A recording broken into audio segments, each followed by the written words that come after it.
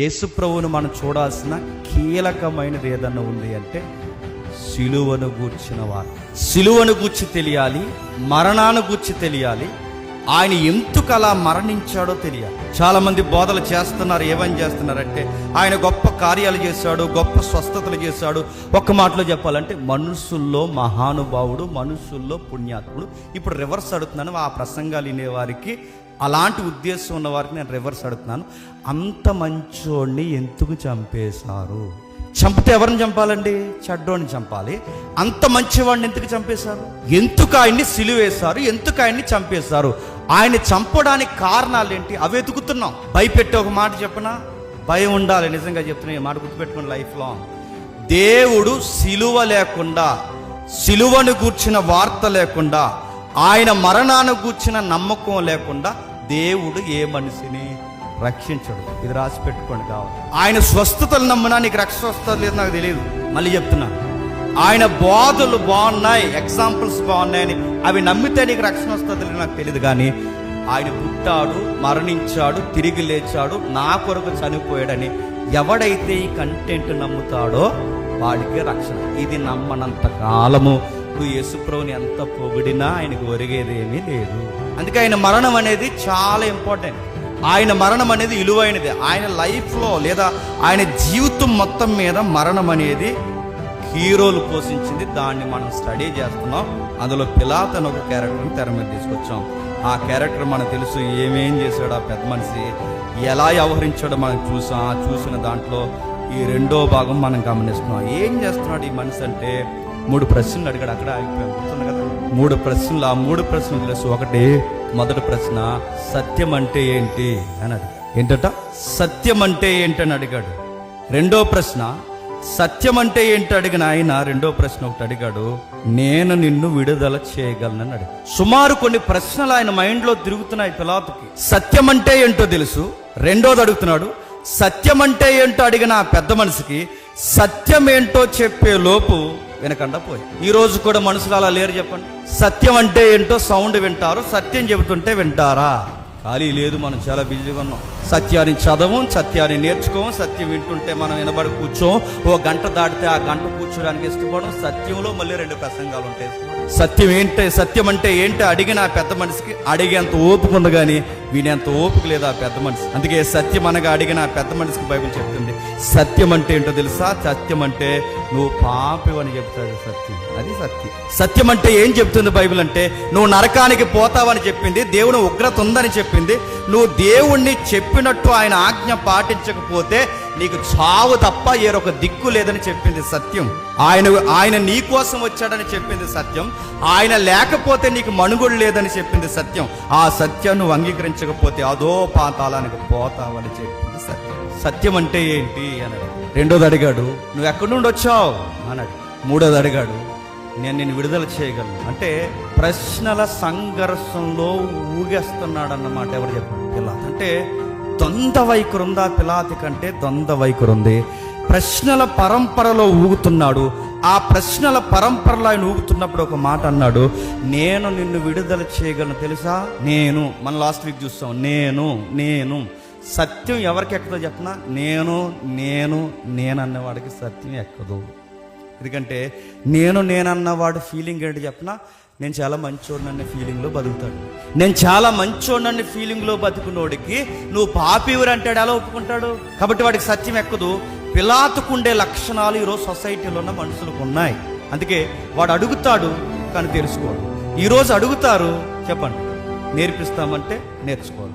ఆ రోజు అతగాడన్నాడు, నాకు పవర్ ఉంది, నేను మంచోడిని ఫీల్ అయ్యాడు.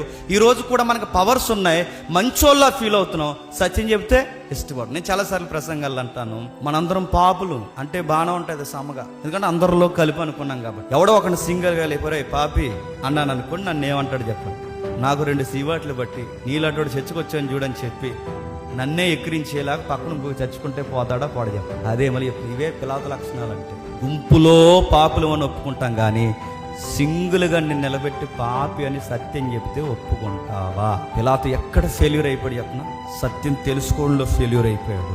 నేను అనే అహంకారంలో ఫెయిల్యూర్ అయిపోయాడు. మూడవది, మనస్సు ఉందగనక ఫెయిల్యూర్. మనస్సు అంటే 2 పడవల మీద అడుగేసే మైండ్ సెట్ ఉంది. ఏ మైండ్ సెట్ ఉందంటే అపోస్తులు కోట్ చేశారు ఆయన రిఫరెన్స్ ఒకసారి చూడండి. అపోస్తుల కార్యములు త్వరగా కొంచెం హిస్టరీ ఉంది, మీరు వినగలిగితే ఆయన మరణ ముగింపు వరకు చెప్తాను. సమర స్త్రీ లింక్ ఉంది అక్కడ, మీరు వినగలిగితే నేను ఒక్కసారి హిస్టరీ పుట్ట కదపాలనుకుంటున్నాను.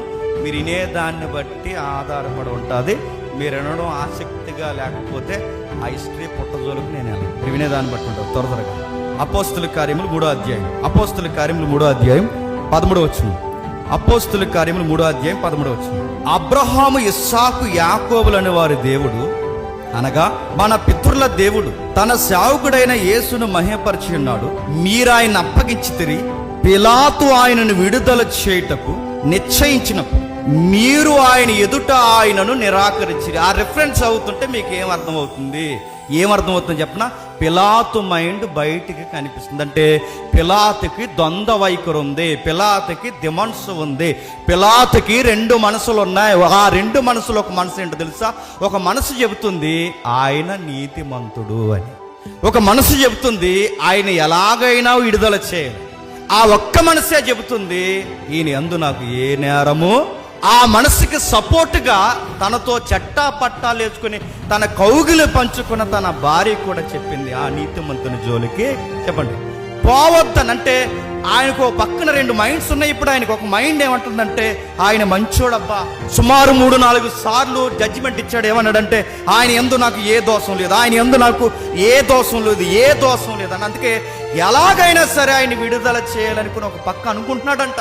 ఎవరు చేయాలి నీకు? ఎలా అయినా సరే నీకు విడుదల ఇవ్వాలి. ఎలా అయినా ఏముంది, నన్ను చంపేంత కారణాలు ఏమున్నాయి, ఎలాగైనా సరే ఈయన వదిలేయాలని ఆయన మీద సింపతి వచ్చింది. ఇది ఒక మైండ్ గమనించి తన భార్య కూడా సపోర్ట్ ఇచ్చింది.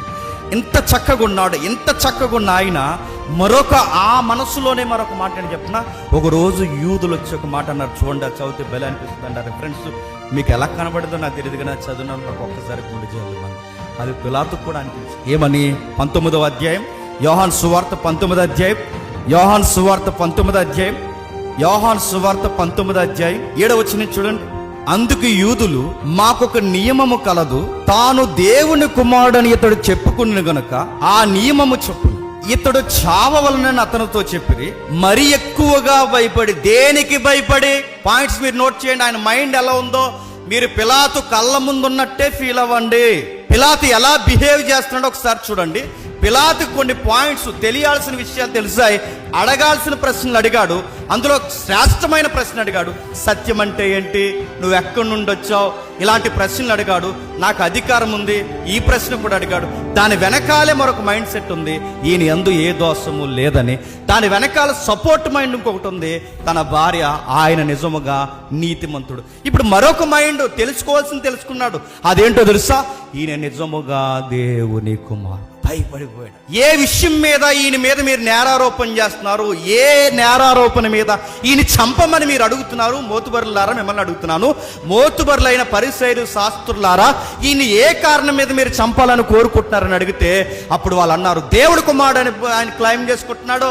మా ధర్మశాస్త్రం ప్రకారం అది దేవదూషణ. మా ధర్మశాస్త్రం ప్రకారం దేవుడు కుమారుడు అంటే సాక్షాత్తు దేవుడు, దేవుణ్ణని చెప్పుకుంటున్నాడు. అందుకే దేవుణ్ణని చెప్పుకోవడం దేవదూషణ.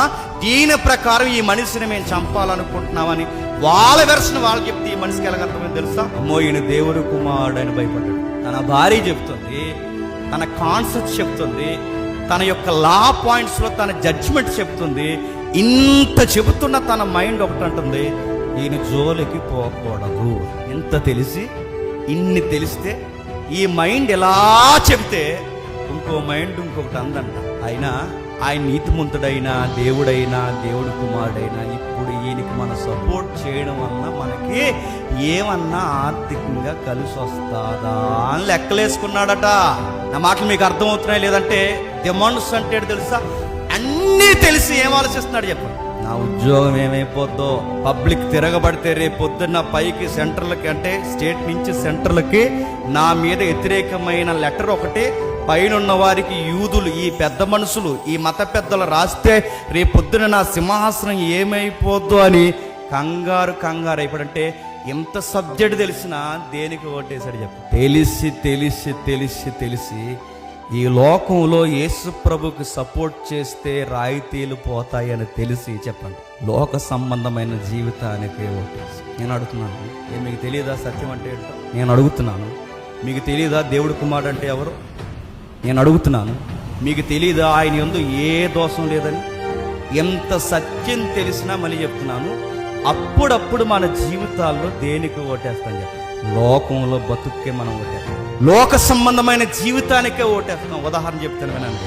క్రైస్తవ పెళ్ళిళ్ళు ఎలా జరగాలో మనకు తెలుసు, క్రైస్తవ పెళ్ళిళ్ళలో ఏ వాతావరణం ఉండాలో మనకు తెలుసు, అన్నీ తెలుసు. ఓ క్రైస్తవుడు క్రైస్తవురాలు చేసుకొని తెలుసు.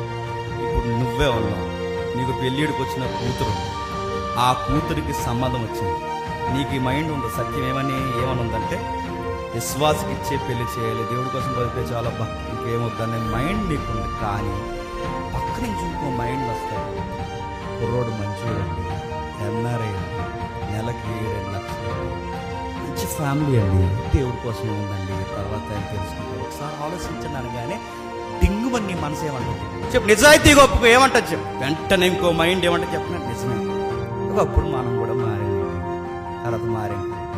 అలాగే వాడు మారుతాడు, చెప్తుందిలే మాకు వెళ్ళాలంటే అడుగు. ఇలాగ అడ్జస్ట్ అమ్మా అని మళ్ళీ చెప్తున్నాను. ఈ అడ్జస్ట్మెంట్ మైండేనండి పిలాతు గారికి, క్షమించండి, పిలాతు గారికి. ఎందుకంటే సొసైటీలో ఆయన నమ్మే వాళ్ళు ఉన్నారు, అందుకే కొంచెం నేను ఆ వర్డ్స్ ఉపయోగించకూడదు అనుకున్నాను. ఎందుకంటే పిలాతుని యేసుప్రభు క్షమించాడని ఒక ట్రెడిషన్ ఉంది ఎస్పెషల్లీ, దాని జోలికి పోయిన ఎందుకంటే మన టైం లేదు. ఇలాంటి మైండ్ సెట్ ఈ రోజు ఉంది, పిలాతుకు ఉంది. అందుకే ఆ భయం పెట్టారు చూడండి.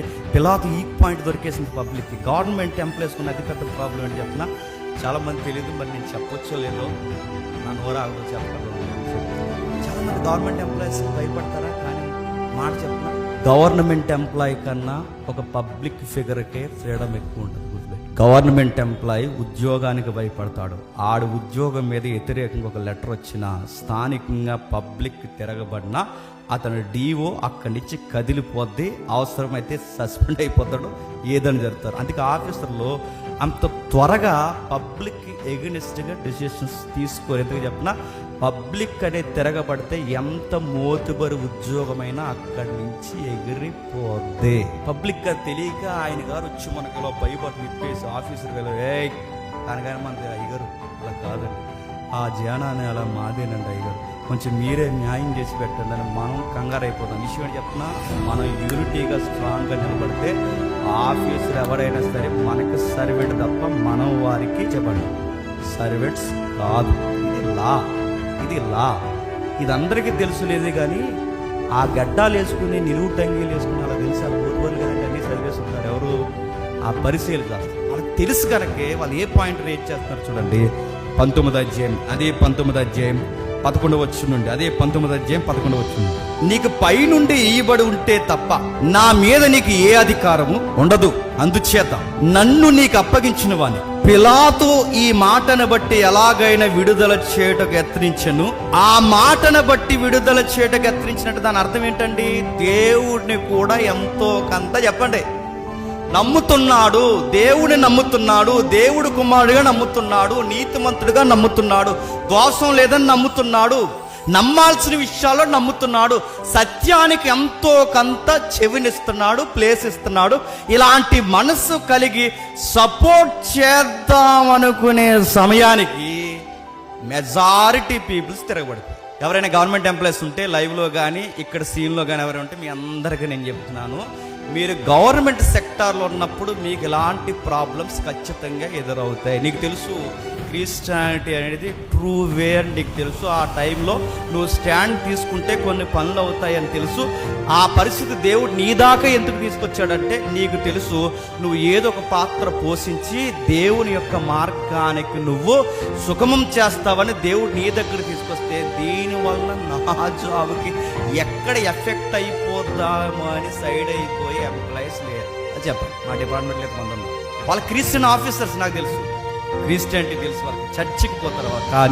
కానీ పనొచ్చు ఒక పనికి మాలో ఏ లోపం లేకపోయినా చర్చి మీద 70 లెటర్లు రాసి, చర్చి మీద 70 వంకలు పెట్టి, చర్చి ప్రేమ అనురాగం అనేక విషయాలు బోధిస్తుంటే అక్కడి నుంచి చర్చిని ఎలాగైనా తీసేయాలని తాగుబోతు పానపరాగాళ్ళు అందరూ వచ్చి లెటర్ పెడితే ఇది తప్పురా అని ఖండించకుండా ఎవరికి ఓటేస్తారు చెప్పండి? పానపరాగాలకే ఓటేస్తారు. ఎందుకో చెప్పనా, వాళ్ళు తిరగబడితే మళ్ళీ చెప్తున్నాను, దేవుడు గొడవ దేవుడు ఎరుగా, చర్చ్ గొడవ చర్చ్ ఎరుగా, నా ఉద్యోగం ఏమైపోతావు. ఇలా అతనికి ఇదే మైండ్ సెట్ ఉంది. అందుకే కరెక్ట్ కీ పాయింట్ పట్టుకున్నారండి. ఏమంటున్నారు చూడండి, 12 వచనంలో, ఈ మాటను బట్టి పిలాతు ఆయనను విడుదల చేయటకు యత్నం చేసిన గాని యూదులు, నీవితని విడుదల చేసితివా? క్రైసరుకు స్నేహితుడవు కావు, తాను రాజునని చెప్పుకుని ప్రతివాడు కైసరుకి విరోధి. కైసర్ అంటే చక్రవర్తి. నువ్వు చక్రవర్తికి ఫ్రెండ్ అని చెప్పుకుంటావేటయ్యా అంటే, మీరు ఒక కీ పాయింట్ ఉంది. చరిత్రలో ముడిపడిన విషయమే బైబిల్ మనకి ఎలిబరేట్ చేస్తుంది చూడండి. నిజముగానే పిలాతులు ఏ రోజులు ఎంతో మంది ఉన్నా పొంతు అనే ఉన్నా చూసారు. ఈ పొంతు అనే జిల్లా ఉందంట చరిత్రలో.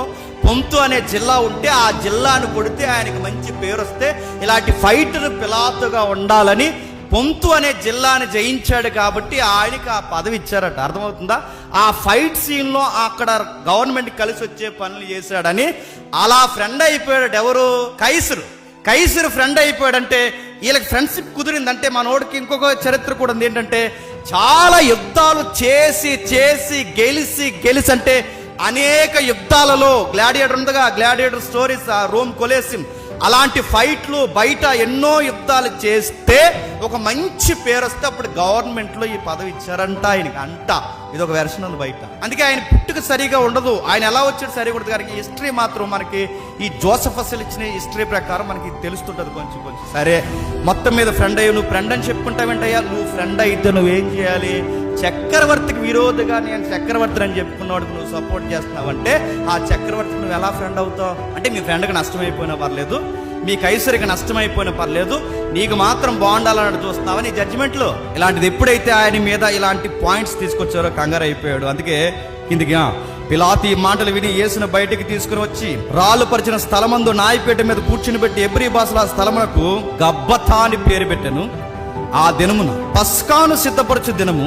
అతడు, ఇదిగో మీ రాజు అని యూదులతో చెప్పగా, అందుకు వారు ఇతన్ని సంహరించు సిలువ వేయమని కేకలు వేసిరి. పిలాతు, మీ రాజును సిలువ వేయుదునా అని వారిని అడుగగా, ప్రధాన యాజకులు, కైసరు తప్ప మాకు వేరొక రాజు లేడనిరి. అప్పుడు సిలువ వేయుటకై అతనికి అప్పగించెను. మీరు గమనించండి, దేవుని కుమారుడని పిలాతుకు తెలుసా తెలియదా? తెలుసు. నీతిమంతుడని తెలుసా తెలియదా? తెలుసు. ఆయన యందు దోషం లేదని తెలుసా తెలియదా? తెలుసు. తన భార్య, తన కౌగులు పంచుకున్న భార్య చెప్పింది ఆయన జోలికి పోవద్దని. ఇంత సబ్జెక్ట్ తెలిసినా సిలువకు అప్పగించాడు అంటే, ఒక మైండ్ ఏమో ఎలాగైనా విడుదల చేయాలనిపిస్తుంది, మరొక మైండ్ ఆయనకి ఏం చెప్తుందంటే, చెప్పండి, ఉద్యోగం పోతే ఎలా బతుకుతున్నారు అబ్బాయి, ఉద్యోగం పోతే రాయితీలు లేకపోతే ఎలా బతుకుతున్నారు అబ్బాయి, ఇక దేవుడు తర్వాత బతుకుంటే బొలసాగా తిందాం, ముందు ఈ ఉద్యోగం కూడా చూద్దామని చెప్పి దేనికి ఓటేశాడు?